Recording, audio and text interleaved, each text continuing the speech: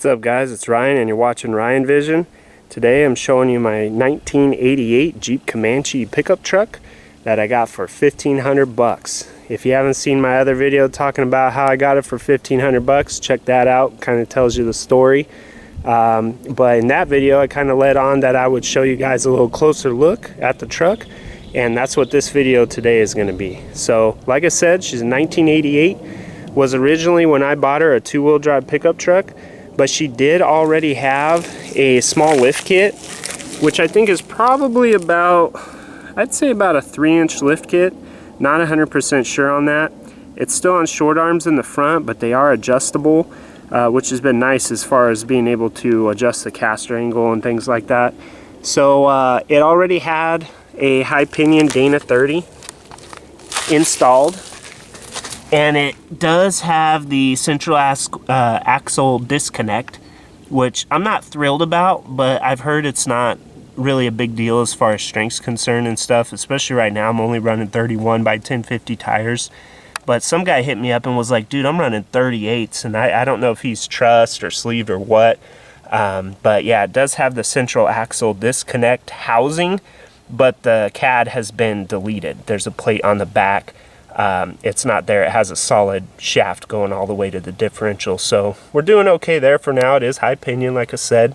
Not sure what the gearing is, but it does have some nice coil springs, about 3-inch lift, and fresh ball joints thanks to 9 or Nate on that. That took care of the death wobble for us. And it seems to have a fresh steering gearbox. It's very tight. Steering feels good. Everything feels really solid up front. Let me show you. While we're at the front, I did spent maybe like 140 bucks on some LED projector headlights, and also these are new corners, and these are new turn signal lenses as well. So those have been really nice. They're very bright white light. The other ones were extremely dim yellow, the factory lights. So these really gave it a nice clean look and a lot more night visibility driving around, and you can aim them down. Nobody flashes me. They have a nice clean cutoff and you can adjust them. So that's been really money well spent. Like I said, probably 140 bucks for all of the lights you're seeing right now, and it was all plug and play. So another thing I did, I got fresh 31 by 1050 Mastercraft Cursor MXT tires on it. These are the same tires I have on the LJ right now in the 35. They've been great. They're not noisy. I believe they're made by Cooper. It's a quality tire. It balances really well, and it's got a nice compound, really grippy. Just a really nice tire and not very expensive. So picked up a fresh set of those in a 31 by 1050. And these are 15-inch. They're called Canyon. They're OEM Jeep wheels. These came off a 2000 TJ, but this is also what I originally had on the 96 ZJ, Project ZJ. It had these originally. So really, really nice wheel. I believe it's a 15 by 8, and it just really woke the truck up. It had some black steel wheels on it, and I just think these look really good. They go with the diamond plate toolbox and stuff. I'll show you that in a minute. So body, as you can tell, pretty straight. There are some... I don't know how well you can see, there are some like dents in the door, and there's a dent in the back of the bed on this side, on the driver's side, and it actually pulls out, but it goes back in. You can like suction cup it out, but it pops back in. So, you know, these will be easy for like a paint shop to take out if I end up painting it. So we'll see what happens there. My wife kind of wants me to paint it a bright red. This is called Colorado red. She wants to do like a bright, she had a red Chevy Camaro that was bright red, and she kind of wants to do that, so we'll see. On this side, you can see I need to adjust this fender. The body line just isn't matching with the door. That's probably because the tire rubbed at some point with the old setup. So I just need to adjust that, and then you can see there's a decent sized dent in this door, but it looks like it's okay where that body line is. So that should be able to pull out pretty easy. That shouldn't be a problem for a professional to take care of. But yeah, the body is really nice, and there's no rust anywhere. There's just no rust. So I'll paint all this, I'll pressure wash all the undercarriage real good, and I'll paint it all black like I always do, just to make it all fresh and clean. Let me show you underneath. So my buddy Brian Sanders, big thanks to him. He had this thing for a couple weeks just working on in between his own projects. So there you can see the adjustable lower control arms, and you can see the block off plate on the central axle disconnect. And now you can see the back side of the high pinion 30. And bolted to that, turned in that, is a fresh Tom Woods custom drive shaft. Big thanks to Sean over at Tom Woods for helping out with that. And they are heavy duty. They're thick wall, they're ready for Rubicon and everything like that. I will need to get a new cross member. This one's pretty beat up. And I will want to get a belly skid and also a fuel tank skid if I can find or have somebody make one. So Tom Woods in the front, also Tom Woods in the back.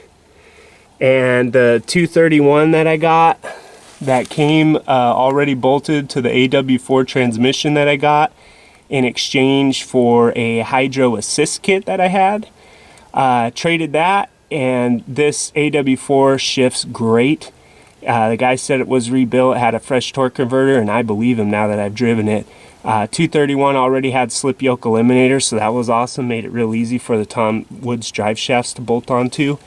And also has fresh exhaust with a new California catalytic converter. And for right now, it's just cut off right here. There's a little Flowmaster, and the tip's just cut off. It doesn't even have it turned down or anything right now. So there you can see the fuel tank. Definitely want to get a skid on that. It does have the Dana 35 rear end, and it is welded right now. Not thrilled with that, but it's a runner for now, so we'll deal with it. But just look how clean this thing is. You know, I mean, there's some dirt here that I need to pressure wash off, but there is no rust. It is super clean. So I'll get under here, pressure wash like I said, and spray paint everything. It'll look super nice. And the wheel wells, like normally you can get some rust up in here, and it rusts behind these fender flares. There's just nothing. It's super clean. And then let me show you under the bed. I don't know how well you can see, like, it's just super clean, guys. And that's what I was so thrilled about. There's just no rust to deal with. Literally just wash it, spray it, done. Stoked about that. Here's a shot of the canyons. I'm gonna run, I think, gloss black lug nuts on all of these because I'll clean up the trim. So all this fender flares will be black. So I'll do black lug nuts to kind of tie into that. These right now are chrome ones painted black. They're chipping off. They kind of look like crap, but yeah, the tires and wheels really made a difference on this thing. And another rare thing, Comanches, these tail lights, they don't make these aftermarket, and I lucked out. It's a nice set of original tail lights, completely intact. They just need to be polished up a little bit. So pretty stoked about that. Bumper's definitely going to go front and rear. I'll get a nice rear bumper on here with hopefully some LED reverse pods, kind of like I have on the LJ. Definitely going to get a nice looking beefy black bumper to tie in with the trim. And same thing in the front. I'll get a nice beefy black bumper, throw a winch on it, some LEDs for sure. So yeah, bed is nice and solid. Oh, you know what? Since the Yeti's here, go ahead and get a little drink. It's getting a little parched. So nice solid bed. Has some kind of probably do-it-yourself bed liner in it. So I'll probably get that redone. But nice straight bed. No major damage back here. Beautiful Cobalt toolbox locking. And it's really nice. Fits the truck perfect. Tailgate works. Just a really clean little rig. It's got the slider window on it. Might trade that out, not sure yet. Got a buddy who has a Comanche with a solid window, and he kind of wants a slider.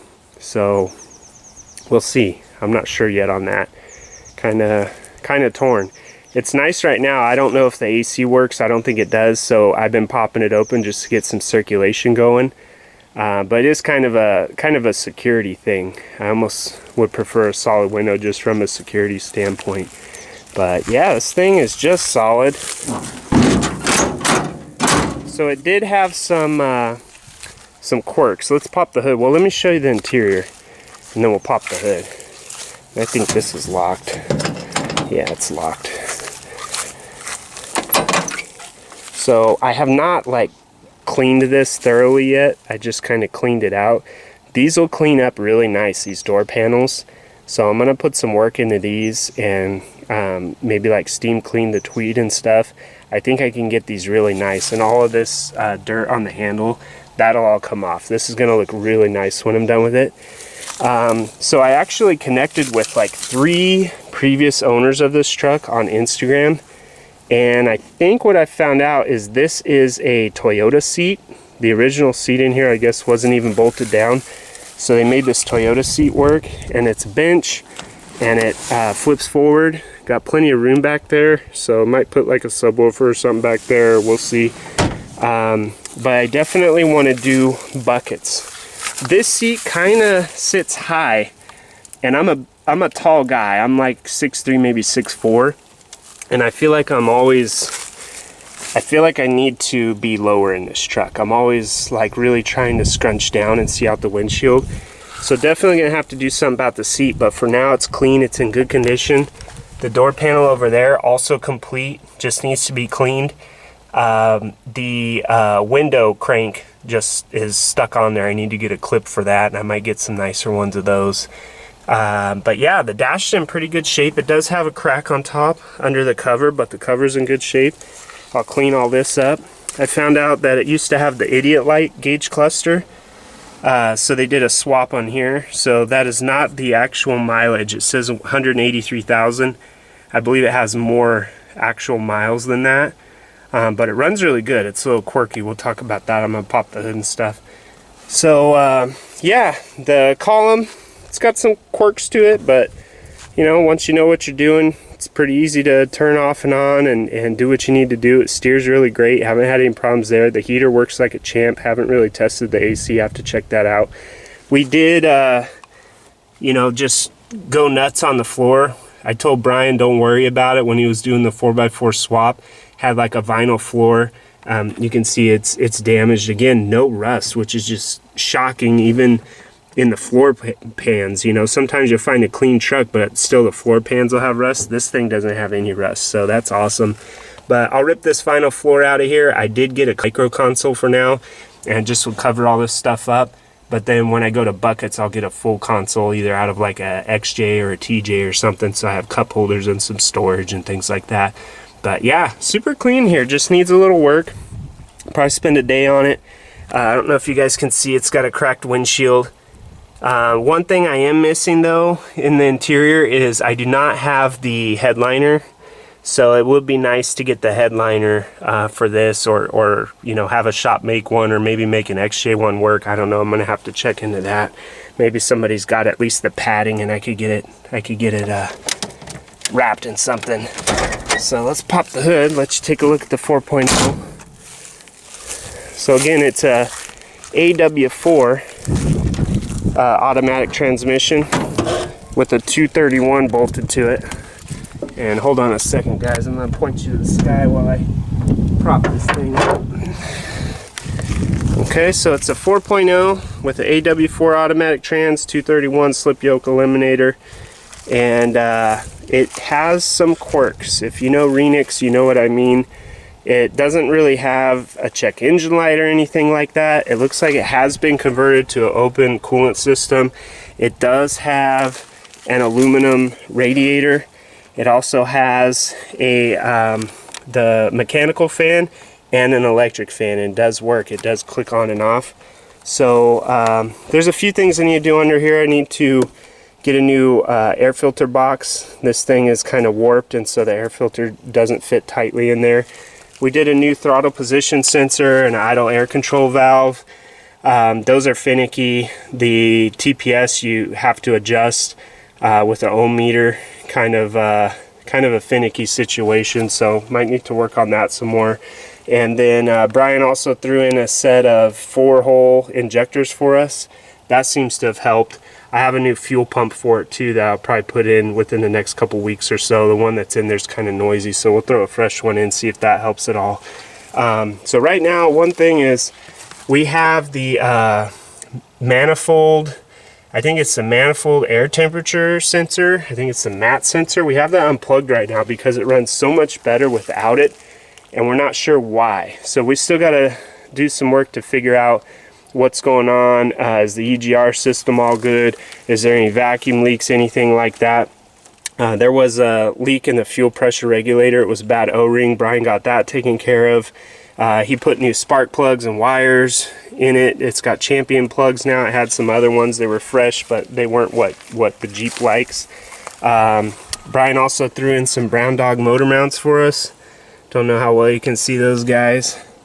So those took a while to come in. I think I ordered them on May 16th, and they just came in recently, like just before July, I think. So they're a little behind with all the COVID stuff going on. But we got the Brown Dogs in there. They are the rubber ones, not the poly.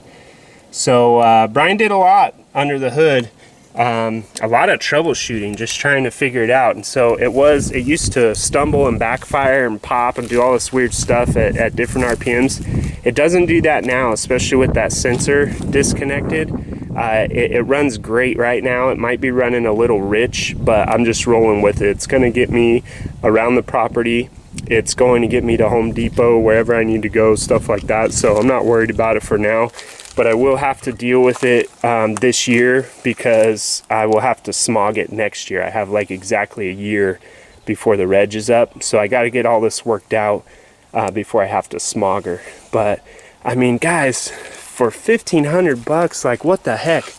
Running, driving 4.0 automatic that already had a high pinion 30 in it. It was already lifted. It was already on its way to being a four-wheel drive pickup truck, and now it is, thanks to all my buddies helping out. You know, I can't thank I just call them my team. You know, I got Sean over at Tom Woods.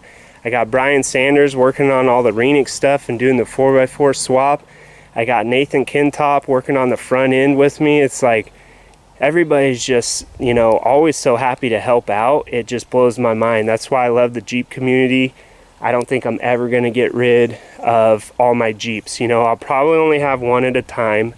So I don't know what that means for the LJ at this point. I'm still trying to figure that out. But I don't think I'll ever be without a Jeep from this point forward. I think this Comanche is probably going to stay in my life for a really long time. It's going to be a great little ranch truck. Give you a quick little scan of all the property down there that I've got to take care of, and I'm depending on this little ranch truck to help me out. We got acres of trees and stuff to deal with. There's a lot of down trees down there, and some of these are huge trees. Let me pan up a little bit. You know, we got some huge pine trees, but mostly oak trees, and just got a lot of work to do down there. And this thing's going to help me get the wood that I cut up to the house to where I can split it and get it stacked up for the winter time. We do have a wood stove here. So anyways, guys, hopefully that gives you a little closer look at the 88 Comanche. I haven't really come up with a name for it yet, but I'll work on that, and you know, just try to figure out what the project plans are for this thing as we move forward. So again, thanks for tuning in. If you haven't already, make sure you like the video and subscribe for more. I'll keep you posted as this Comanche project moves forward. All right, guys, have a good one. See ya.